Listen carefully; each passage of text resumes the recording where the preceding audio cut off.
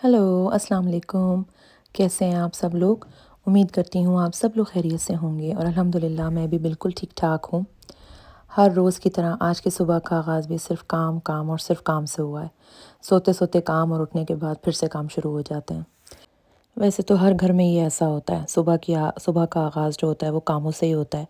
लेकिन यहाँ हम जो अपने मुल्क से दूर रहते हैं, यहाँ रहते हैं, यहाँ पर हमारे पास कोई काम करने वाला या कोई हेल्पर नहीं होता।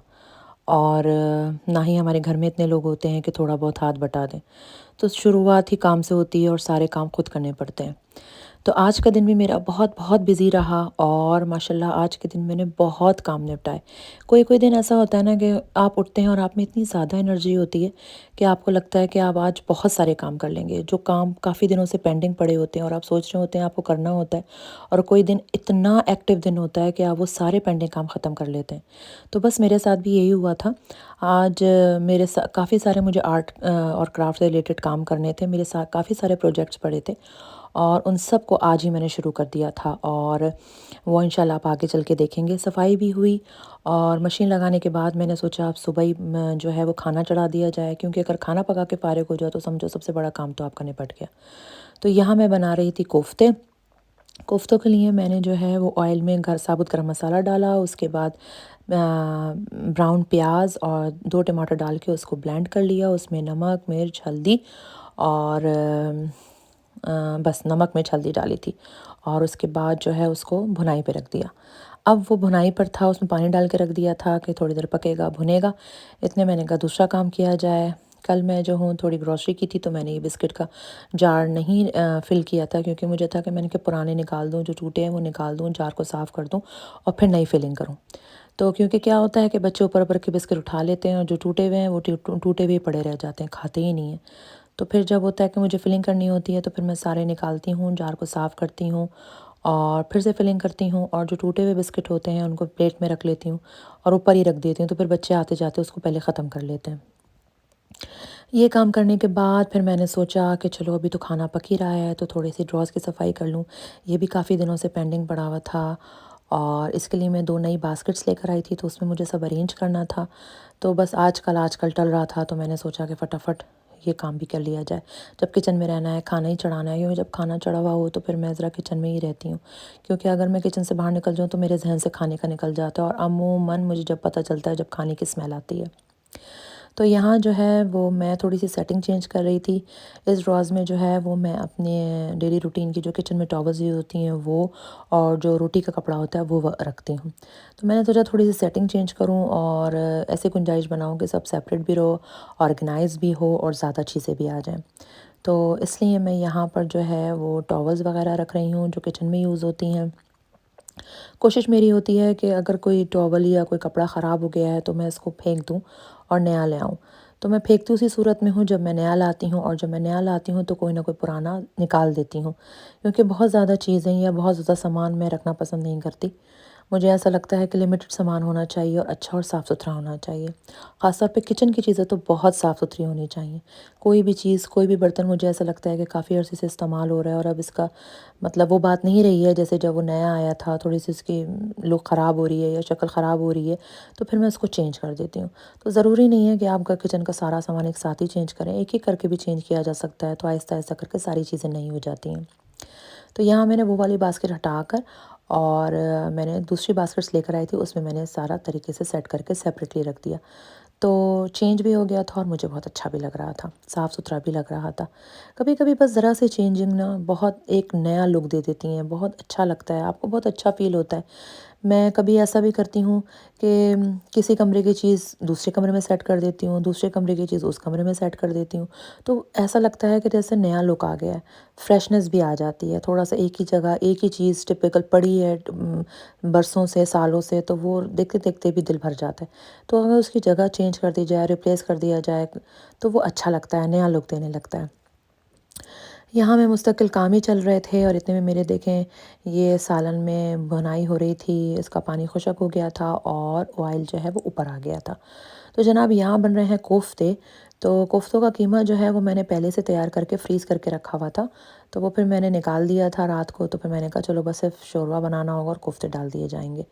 यहाँ मैंने योगर्ट डाला, योगर्ट को मिक्स किया और उसके बाद ये कोफ्ते बना के रखे थे, वो कोफ्ते डाल दिए। अब ये हल्की आंच पे पकेंगे क्योंकि दही अपना पानी छोड़ेगा और कोफ्ते भी अपना पानी छोड़ेंगे, तो उसी पानी में ये पक जाएंगे। तो अभी मैंने कोफ्ते डाल के इसके बिल्कुल हल्की आंच करके इसको ढक के रख दिया।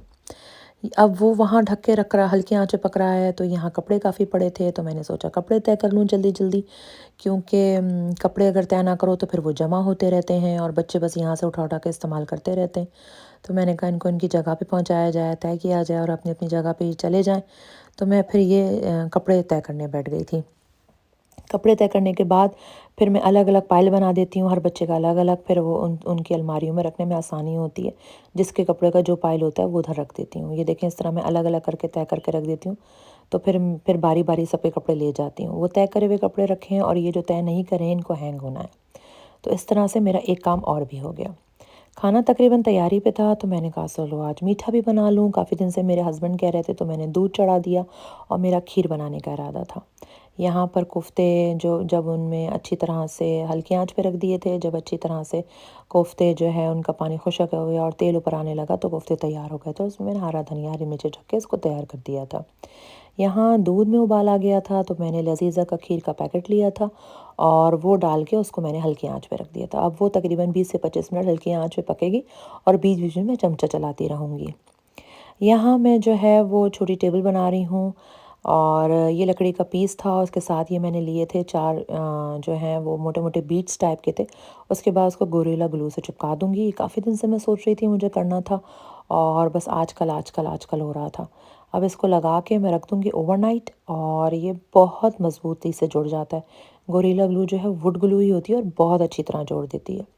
यहाँ खीर तैयार हो गई थी, उसको मैंने बाउल में डाल दिया था और बादाम पिस्ते काट के उसी वक्त काटे और उसी वक्त उसमें डाल दिए थे।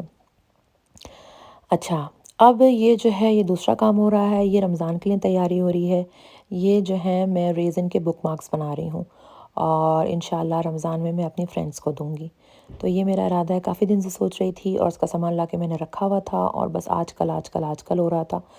और आज अल्लाह ने पता नहीं कहाँ से इतनी ज़्यादा ताकत दी हुई थी माशाल्लाह से, और इतनी मैं एक्टिव हुई हुई थी और चीज़ें पक रही थी साथ साथ किचन में और मैं साथ साथ ही अपने काम निपटा रही थी।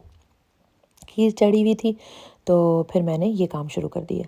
तो रेज़िन जो है वो अगर आपने किया हो या आपको पता हो, तो रेज़िन का लिक्विड मिलता है, उसको किस तरह से मिक्स करना होता है वो भी उसमें लिखा हुआ होता है। और ये मोल्ड्स थे, इसके अंदर डाल के, ये ग्लिटर वगैरह डाल के और इसको मैं तैयार कर रही थी। ये बुकमार्क्स हैं, मतलब कि कुरान में रखने के लिए मेरा इरादा है कि मैं रमज़ान में अपनी फ्रेंड्स को दूँगी।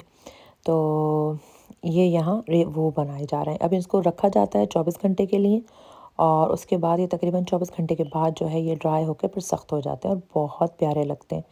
ये मैं आपको आगे चल के दिखाऊंगी नेक्स्ट वीडियो में, जब ये मैं तैयार हो जाएंगे। अब तो मैं इनको रख दूंगी ड्राई करने को।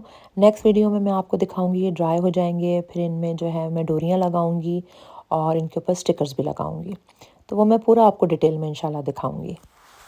और यहाँ पर जो है वो अब नेक्स्ट वीक से बच्चों की छुट्टियाँ शुरू हो रही हैं। हर 6 वीक के बाद जो है यहाँ 1 हफ़्ते का ब्रेक होता है। तो वैसे तो हर हमेशा जो है वो ये छुट्टियाँ बेकार ही जाती हैं और मुझे ये छुट्टियाँ बिल्कुल बेकार लगती हैं, क्योंकि 1 हफ़्ते के लिए इंसान कहीं भी नहीं जा रहा होता है और यहाँ पर जो समर की आती हैं वो बहुत थोड़ी होती हैं। मेरा दिल चाहता है कि समर की ज़्यादा हों और ये बीच में ब्रेक्स ना आए। लेकिन एनीवे फ़र्स्ट टाइम ऐसा था कि अब जो छुट्टियाँ आ रही हैं, हमारा जो है वो जाने का प्रोग्राम है। और कहाँ जाने का प्रोग्राम है और हम कहाँ जा रहे हैं वो आपको इंशाल्लाह मैं अगले व्लॉग में बताऊंगी। ज़रूर देखिएगा, बहुत बहुत ख़ास व्लॉग है। यहाँ जो है ये मैं कैलीग्राफी का स्टिकर काट रही हूँ। ये मैंने अपनी क्रिकेट मशीन से काटा है। ये एक्चुअली मेरी फ्रेंड को चाहिए था, उन्होंने काफ़ी दिन से मुझे कहा था और मेरे जहन पे ये बहुत बोझ था, क्योंकि मैं नहीं चाह रही थी कि मेरी वजह से उनका काम लेट हो। तो बस मैं ये आज सारे कामों का भूत सवार हो गया था और सारे काम मैंने सोच लिया था कि आज ही हो जाएंगे। तो मैं नीचे का आर्ट एंड क्राफ्ट्स काफ़ी चीज़ें निपटा के फिर मैं ऊपर आ गई थी और मैंने फिर इनको ये कैलीग्राफी काट के दी। ये लिखा हुआ है हस्बुनल्लाह व नेमल वकील। उनको जो है वो पेंटिंग बनानी थी रेज़िन की और उस पे उनको ये लगाना था। तो आगे चल के मैं दिखाऊंगी उनकी पेंटिंग। फिर मैं उनके घर लेके गई, उनको मैंने ये दिया और उन्होंने मुझसे कहा था कि तुम आना, फिर हम मिलके लगा लेंगे। तो फिर मैं ये लेके गई, फिर हमने ये मिलके लगाया और उन्होंने बहुत खूबसूरत पेंटिंग बनाई थी और उस पे फिर हमने लगाया। अभी मैं आपको आगे दिखाती हूँ कि वो पेंटिंग जो उन्होंने बनाई थी और उस पे हमने लगाया, बहुत हसीन लग रहा था। ये देखें कितना खूबसूरत लग रही थी, काफ़ी बड़ी सी पेंटिंग थी और उस पे फिर हमने ये मिलके लगाया। तो फिर मैंने कहा कि आप लोगों को दिखाऊं कि ये लगने के बाद कितना खूबसूरत लग रहा था। इसके साथ अब मुझे इजाज़त दें और आई होप कि आपको मेरा व्लॉग बहुत बहुत अच्छा लगा होगा, और अगर अच्छा लगा है तो प्लीज़ इसको सब्सक्राइब कीजिए, लाइक कीजिए, अपनी फैमिली और फ्रेंड्स में शेयर कीजिए और मुझे अच्छे अच्छे से कमेंट कीजिए। और इस दुआ के साथ इजाज़त लूँगी कि अल्लाह पाक आपको और मुझे, हम सबको ऐसी नेमतों से नवाजे जिसमें बेइंतहा इज़्ज़त, राहत, खैर व बरकत और सुकून हो। आमीन। और अल्लाह पाक हम सबको अपनी हिफ्ज़ व अमान में रखे। आप लोग भी मुझे अपनी दुआओं में याद रखिएगा। अल्लाह हाफ़िज़।